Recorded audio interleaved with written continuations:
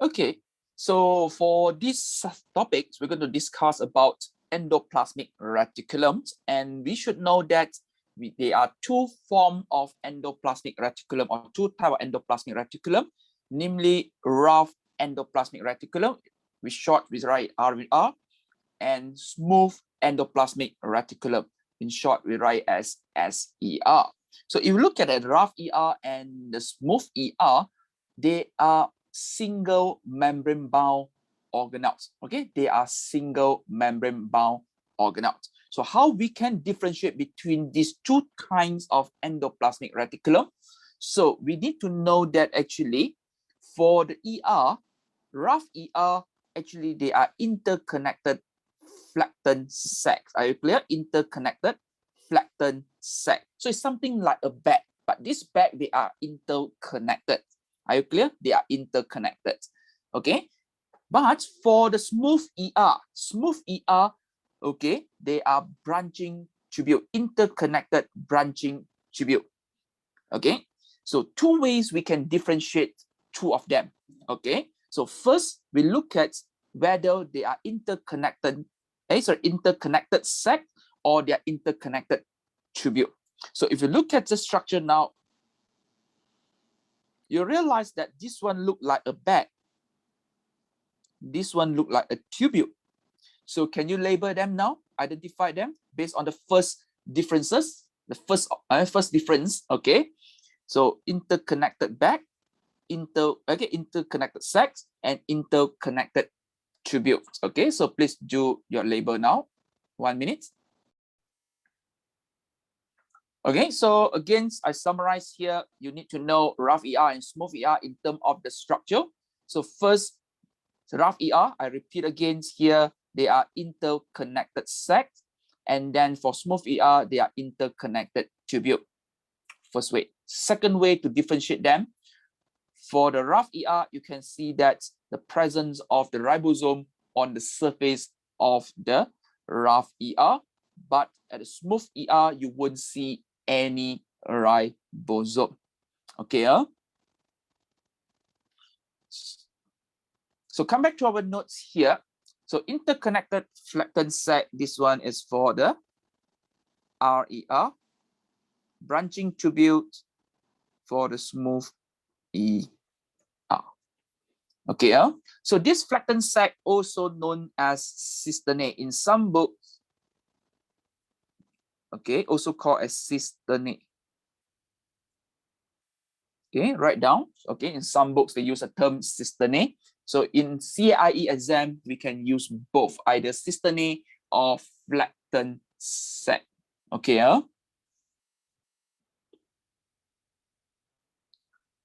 so next we need to compare, okay, or find out the differences between the rough ER and smooth ER. Okay, so this is important highlight. Okay, this is important. So first, let us look at presence of the ribosome. So rough ER. For rough ER, we know that yes, we can see the ribosome actually on the surface of the rough ER, but there is no ribosome present on the surface of the smooth ER. Okay, in terms of structure, just now we talked about it already. So for the rough ER, it's made up of interconnecting cisternate. So what means cisternate? Cisternate is mean flattened membrane disc or flattened membrane sacs. Okay, so for smooth endoplasmic reticulum, they are interconnected tubules. Okay? It makes up of, it is made up of the interconnecting tubule. Okay, in terms of location, where we can get the rough ER. So rough ER can be found throughout the cells, but the density is higher near the nucleus and the Golgi apparatus. Again, near to the nucleus and Golgi apparatus. In fact, it's in between the nucleus and the Golgi apparatus. Smooth ER, so you can find them throughout the cytoplasm of the cells. They don't have a definite location where, okay, must be there, okay, but generally you can see that they disperse throughout the cytoplasm of the cells. Okay. Next, in terms of the functions, Okay, in terms of functions, then RAF ER actually do have more functions compared to SER. So at this moment, I will go in very detail with you guys at this moment. Okay, but I will highlight what you need to know at this moment. Okay, so for RER, generally involved in the protein. Are you clear? Formation or synthesis of the protein. Smooth ER, nothing to do with protein. Okay, so let us look at what is the functions or what are the functions of the RAF ER. So first, RAF ER involved in the post-translational modification. I will explain this in detail later. So basically, polypeptides are folded into the precise three-dimensional shape. Okay. Second, involved in this glycosylation. Okay. So what is mean glycosylation? A small fragment of carbohydrates. So this small fragment of carbohydrate is known as oligosaccharide, may be added to a polypeptide. Okay. Third function, assembly of a polypeptide chain to form a protein. Okay. And number 4, protein quality control. So means that they need to check whether protein is well folded or not. The polypeptide folded in the correct shape or not. Okay. And last, also involved in the intracellular transport of protein or this modified polypeptide by using this what we call transport vesicle, but off from the RER and send them to the Golgi apparatus. Okay, so don't worry at this moment. I will show you guys the entire process later. Okay, how about smooth ER? Smooth ER does not involve in the protein, okay, formation. They are more to the lipids and also carbohydrates metabolism. So first, they play a major role in synthesizing the lipids, for example, phospholipid, triglyceride, cholesterol, as well as steroid hormone. Okay, generally, they also involve in the carbohydrates metabolism. Okay, carbohydrates metabolism. But in some of the cells, they are special. For example, in liver cells, the smooth ER actually contain the enzyme to carry out detoxification in the liver cells. And in muscle cells, we do have a special kind of SER or called sarcoplasmic reticulum, which act as the calcium ion storage. Okay, so you might at this moment you might be confused and say that what are the items that you need to know? Okay, so for the RAF ER, we need to know, number 1, the folding of the polypeptide into the precise three-dimensional shape. Number 2, glycosylation. Number 3, assembly of the polypeptide chain to form a protein. Number 4, involved in intracellular transport of the protein, particularly from RER to Golgi apparatus. Okay. Smooth ER then highlight lipid synthesis. Always remember either cholesterol or steroid hormones, as long as involve lipids. We don't synthesize the lipids. Always remember SER. Second, carbohydrate metabolism. Okay, so these are the items that we need to know. Okay,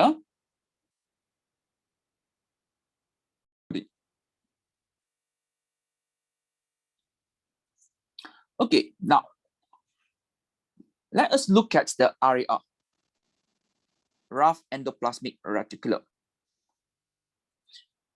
If you look at the structure of the RER, if I want to draw it draw it out, so you can see that they are interconnected set.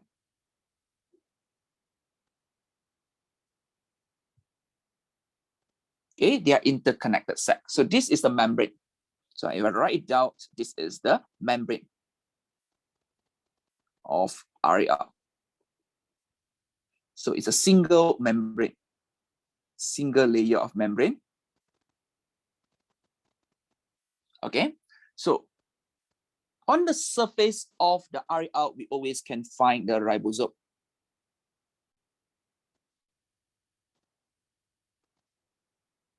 Okay, so this is a ribosome. So what is the function of ribosome? We haven't gone into ribosome yet. So at this moment, what is the function of ribosome? Now be careful, the function of ribosome is to synthesize.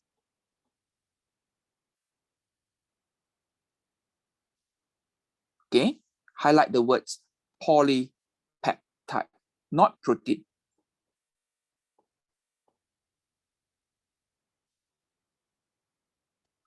Okay, the role of the ribosome is to synthesize polypeptides, not protein. So what is the difference between polypeptide and protein? Students always confused about, oh, what is mean polypeptide? One is mean protein. Now, very simple. We use one of the example here called enzyme. We learned about enzyme. Enzyme must have active site, right? We learned about this in our high school, okay? Either in SPM or IGCSE, enzyme must have active site. So if I draw out the enzyme, so they have this, what we call active site. Okay, so what's different between enzyme and polypeptide? Enzyme, they are protein. So if you look at this ribosome, when they synthesize, okay, when I draw it out, this is a ribosome. So when ribosomes synthesize the polypeptide, polypeptide cannot carry out any function yet. They are sequence of the amino acid. So means that now when the finish, okay, this is a polypeptide. When this polypeptide leave, okay, or left the ribosome, they become like this. So this is polypeptide.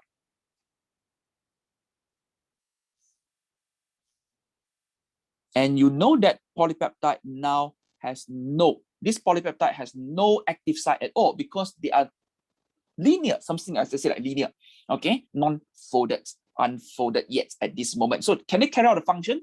The answer is no. This polypeptide cannot carry out functions, so no functions at this moment. Are you clear? So what this polypeptide have to do? This polypeptide have to go through what we call the folding.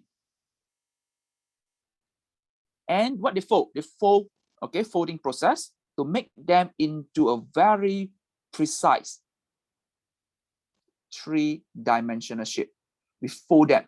And this process takes place in RER. So that is why ribosome attached to the surface of the rough endoplasmic reticulum. Because when they attach to the surface of the endoplasmic reticulum, these polypeptides later will enter into the RER and carry out the first process here, which is folding. So they fold. Okay, so when they fold, they create the active site, for example. Okay, just example, they create this active sites. So why we say that precise three-dimensional shape? Precise three-dimensional shape basically means that when they fold, today they fold to this shape, tomorrow when they fold, they will fold into the same types of shape. So that's why we term it as the precise three-dimensional shape. Folding, that's first. After folding, then you check. After folding, they may continue with two different kind of process depend on the structure. Okay, so sometimes when after folding, it already complete the process. When the process completes, then they stop. But sometimes these proteins can continue to be modified. What means modified? Let's say, for example, some protein is known as glycoprotein. So what does mean glycoprotein? From the word glyco means sugar. Protein means protein lah. Okay.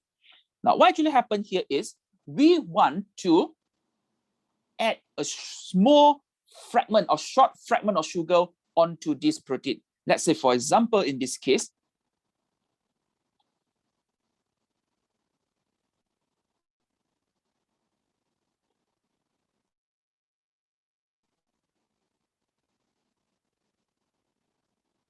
okay, so the enzyme in the rough ER may add short fragment of sugar onto this protein.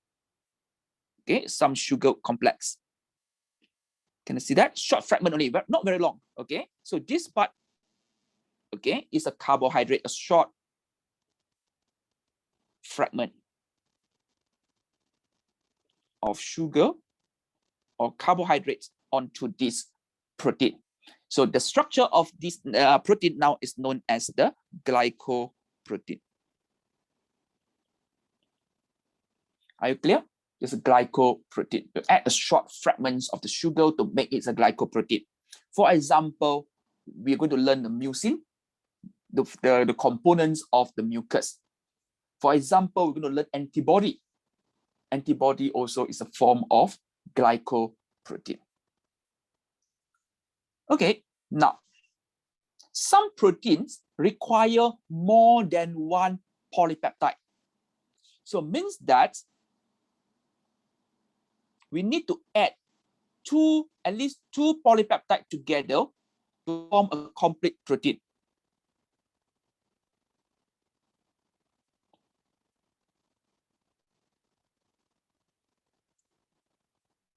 Okay, so what actually happened here is they form what we call a quaternary protein. Quaternary protein means that consists of at least two polypeptides. So we need to join them together. So let's say here we have another unit of polypeptide. We join them. So this example of the protein together. So sometimes because, okay, one proteins may not have sufficient. We need another one. For example, we have another forming another active site here, for example. Can you see that? So we need two proteins. So those are the processes that take place in the RER, okay?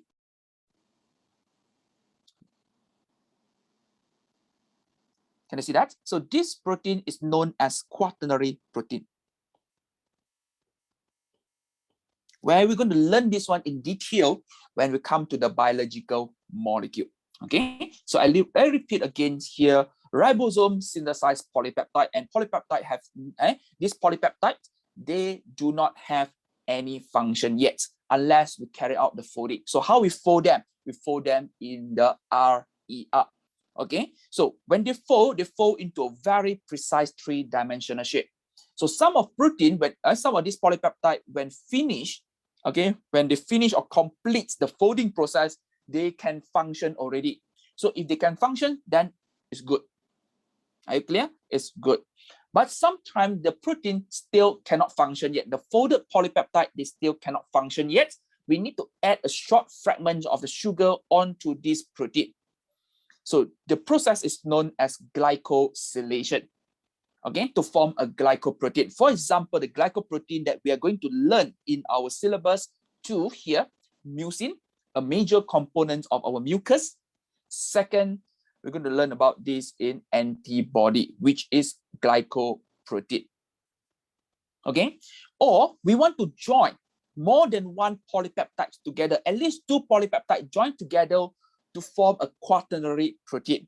And one example we're going to learn is our hemoglobin consists of 4 polypeptide chains joined together. So those processes will take place inside the rough ER.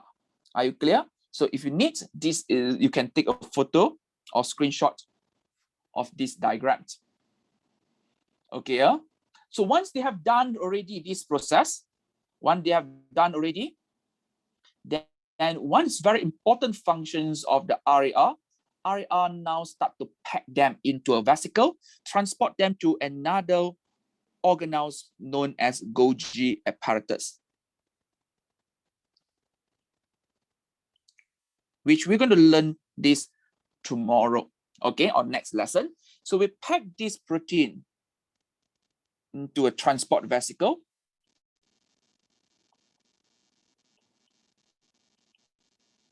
Okay, so in this transport vesicle, we have the protein now, okay, protein, or it might be a glycoprotein. Okay, so this vesicle will continue to move towards the Golgi apparatus and then be accepted or received by the Golgi apparatus. Okay, so I label here.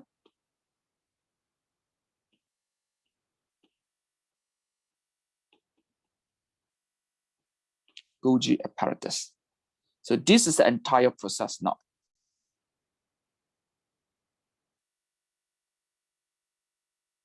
Okay, so from RAR to Golgi apparatus. So that's why, where is the location RAR? RAR actually located in between the Golgi apparatus and also the nucleus. Okay, higher density in between the nucleus and also Golgi apparatus. So you look at the entire process now, you can make or you call it a justification why ribosome attached onto the RAR, the surface of RAR, because they synthesize polypeptide, and this polypeptide enter into the RAR. So inside RAR, what happened? So folding take place, glycosylation take place, join two or more than two polypeptide together to form a quaternary protein. So once everything done already, we pack them in the transport vesicle, send them to the Golgi apparatus, where we're going to learn the Golgi apparatus in the next lesson. Okay, what are the role of the Golgi apparatus?